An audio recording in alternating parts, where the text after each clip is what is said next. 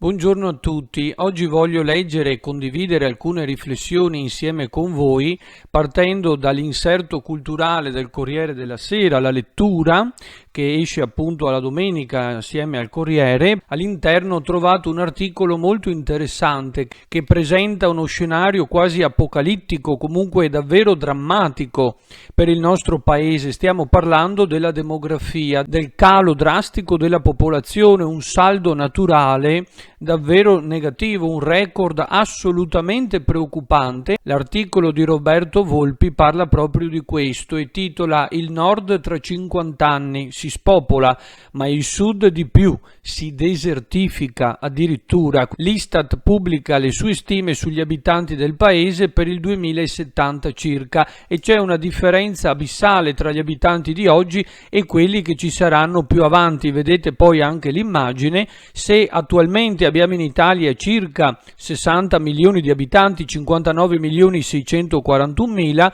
ebbene verso il 2070 si parla di 47 milioni 586 mila abitanti, cioè un calo di 12 milioni di persone, cioè davvero un numero vertiginoso, pazzesco se ci pensiamo. Ed emerge un'altra cosa interessante: se vedete le stime sono divise tra il nord, il centro e il sud.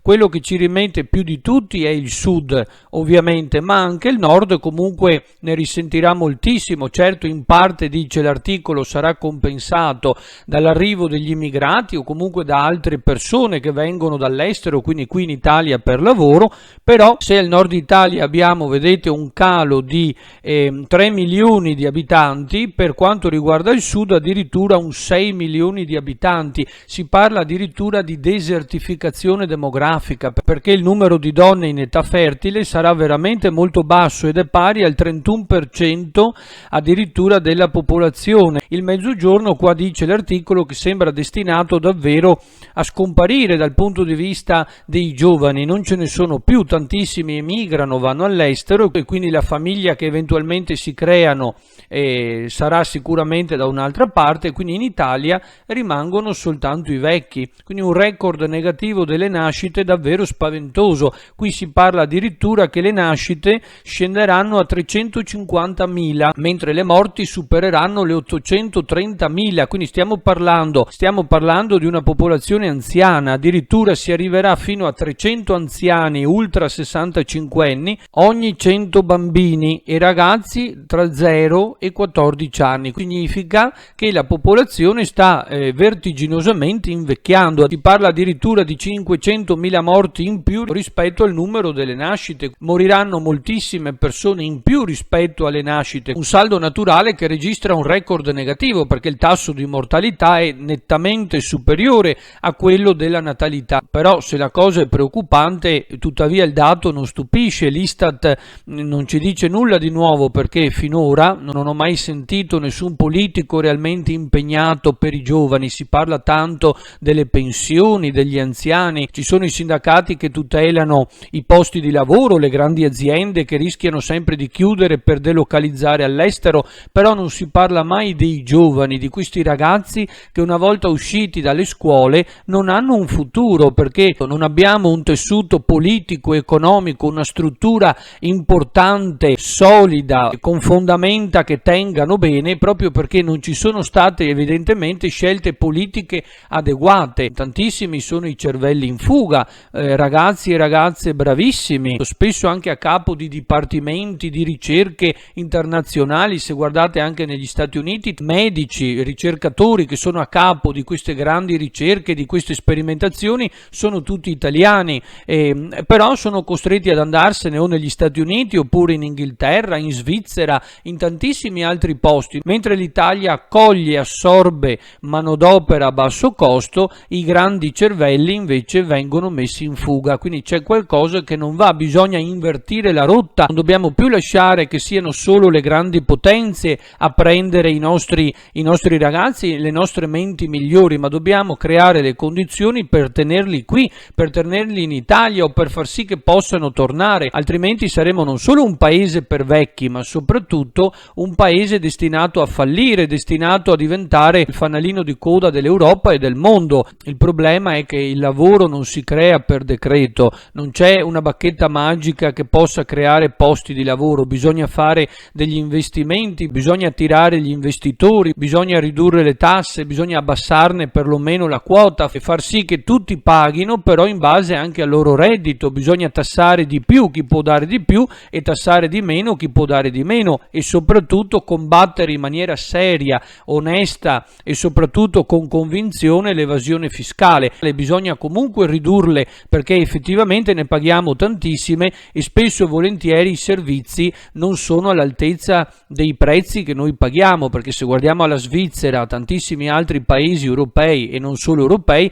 certo si pagano tasse molto alte, ma hanno anche dei servizi altrettanto importanti e altrettanto soddisfacenti, cosa che in Italia purtroppo non avviene. E da un lato scelte politiche sbagliate, dall'altro lato un mondo che è comunque in continuo cambiamento, in continua evoluzione. Non possiamo più permetterci di pensare soltanto a certe categorie, agli anziani o comunque a lavoratori prossimi anche alla pensione. Bisogna iniziare a pensare in maniera sistematica, in maniera seria anche ai giovani, far sì che una volta usciti da scuola poi possano effettivamente entrare nel mondo del lavoro, ma non come precari, perché l'Italia ormai vive di precariato. È sufficiente l'esempio della scuola, tantissimi di noi, me compreso, sono precari, eppure portiamo avanti la scuola, non ci è data la possibilità di essere stabilizzati. Bisogna attendere la lotteria, quel maxi concorsone a crocette che tutto va a valutare tranne la reale preparazione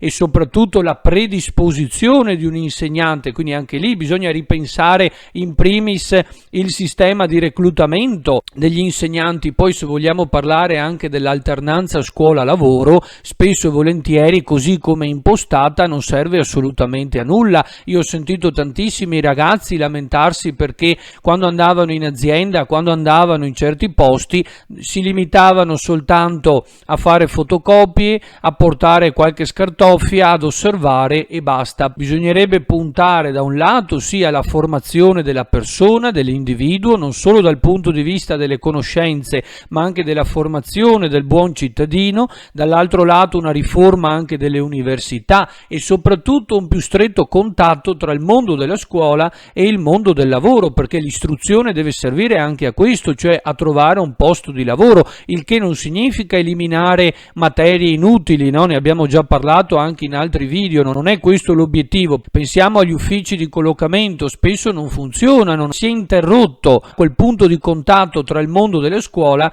e il mondo del lavoro. Bisogna investire, bisogna ristrutturare le scuole, bisogna rinnovare i programmi. Il lavoro da fare è davvero immenso, eppure qui l'Istat dichiara proprio questo: tra 50 anni l'Italia si spopola. In parte la stima è compensata sicuramente dagli stranieri, dall'arrivo di altre persone, però effettivamente è la cronaca di una morte annunciata, è un destino già segnato in partenza. Sarà un paese soprattutto di persone anziane, un paese per vecchi, lo sappiamo, 47 milioni e mezzo di abitanti. Servirebbe anche una politica molto più seria, dei politici che abbiano realmente a cuore il destino di questi ragazzi. Moltissimi giovani, per esempio, non sono interessati alla politica perché la vedono come una cosa lontana, distante, noiosa, eppure secondo me è una delle attività più nobili, perché il politico, il buon politico, dovrebbe risolvere i problemi dei cittadini, magari uno alla volta, piano piano,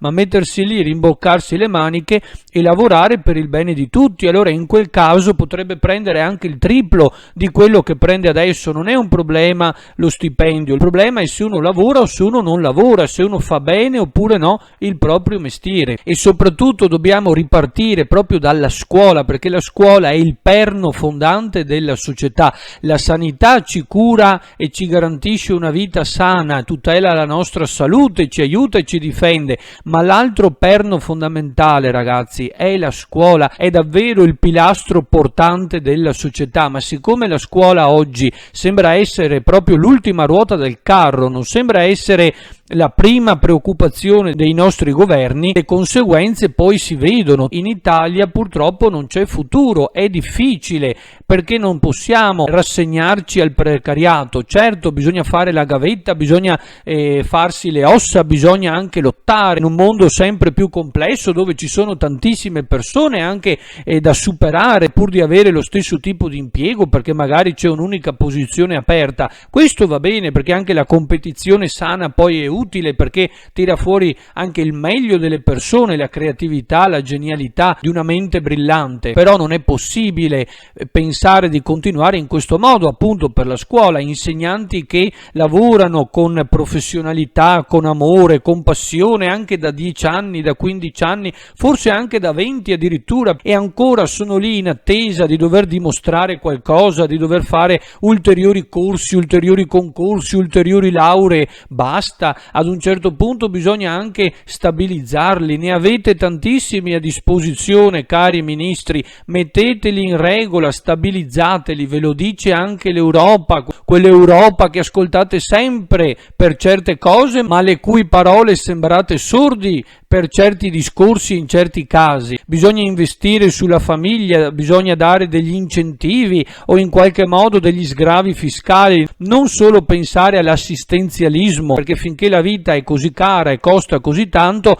poi non ci possiamo stupire se le famiglie poi non fanno più figli, perché questo è inevitabile. Tantissimi giovani, proprio perché vengono premiati per il loro lavoro, per le proprie competenze, preferiscono andare all'estero, perché ci sono più opportunità. Non parliamo poi della burocrazia, perché anche lì bisognerebbe aprire un altro mondo da cui non usciremo più forse, perché ci sarebbe da parlare anche per delle ore. Però ecco, la cosa importante è questa: non bisogna confondere il precariato con la mancanza di volontà, perché ci sono, è vero, tanti giovani che non hanno voglia di mettersi in gioco, di impegnarsi, ci sono tantissimi datori di lavoro che non trovano giovani, e questo è vero, ma ce ne sono anche tanti altri che invece sono preparati, capaci, con doppia laurea, con dei master, con esperienze all'estero, perché bisogna dirle tutte le cose. Questi giovani, bravi ragazzi ci sono, e spesso e volentieri sono la maggioranza, ma a loro non vengono date opportunità,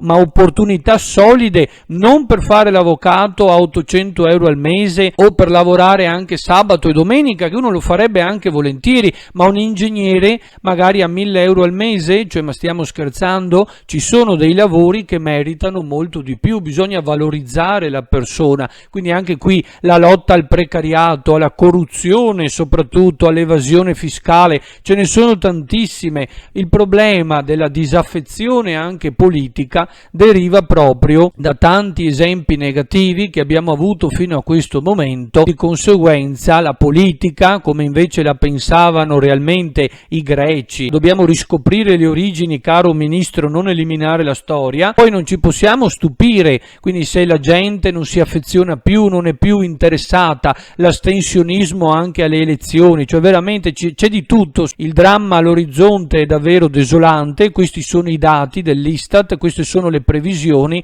Se vogliamo cambiare qualcosa dobbiamo sicuramente cambiare rotta. Adesso vedremo con l'elezione del nuovo Presidente della Repubblica e soprattutto poi con il nuovo governo, ma senza davvero una politica seria, professionale e soprattutto appassionata, la vedo davvero difficile. Alla prossima.